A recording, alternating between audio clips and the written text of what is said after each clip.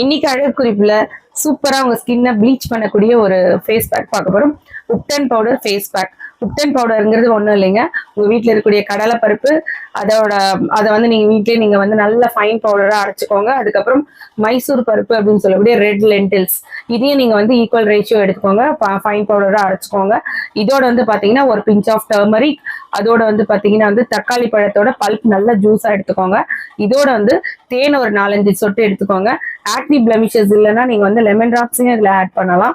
இது எல்லாத்தையும் சேர்த்து ஒரு நல்ல ஒரு திக்கான பேக்கா நீங்க குழைச்சி நீங்க உங்க ஃபேஸ்ல வீக்லி ஒன்ஸ் நீங்க அப்ளை பண்ணி நல்ல ட்ரை ஆகுற வரையும் விட்டுட்டு அதுக்கப்புறமா வந்து வெட் பண்ணி நல்ல ஒரு ஜென்டில் மசாஜ் கொடுத்து நீங்க உங்க ஸ்கின்னை கிளென்ஸ் பண்ணும்போது இது உங்களுக்கு வந்து 2-in-1 ஆக்ட் ஆகும்.